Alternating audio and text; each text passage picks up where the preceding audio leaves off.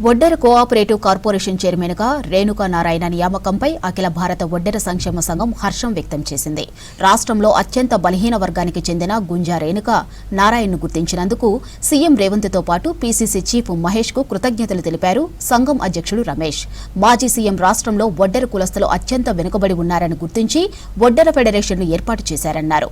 ఒడ్డెరల సంక్షేమం కోసం రుణాలు మంజూరు చేయడం జరిగిందన్నారు. తర్వాత బీఆర్ఎస్ ఒడ్డెర ఫెడరేషన్ కు నిధులు మంజూరు నిలిపివేసిందన్నారు రమేష్.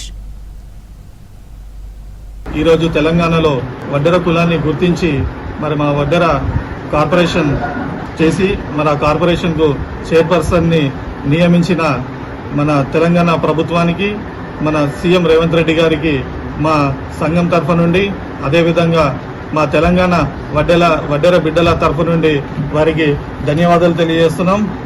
ఈ యొక్క పరిణామం చాలా మా ఒడ్డెర బిడ్డలందరూ కూడా ఒక పండగ వాతావరణాన్ని తీసుకొచ్చింది. ఈరోజు మరి ఎన్నో ఏళ్లుగా ఈ యొక్క డిమాండ్ కోసం ఎన్నో ఏళ్లుగా మా సంఘం పెద్దలందరూ కూడా ఎన్నో సంఘాలు పెట్టుకొని మా కులాలలో మరి ఒక ఎస్టీ సాధన కోసం అలాగే ఒక కార్పొరేషన్ చేసి దానికి ఒక 1000 కోట్లు ఫండ్ ఇచ్చి ఆ ఫండ్ వల్ల మా గరీబ్ అయిన ఒడ్డెర బిడ్డలకు న్యాయం చేయాలని చెప్పేసి ఎన్నో ఏళ్ళను కొట్లాడుతున్నాం.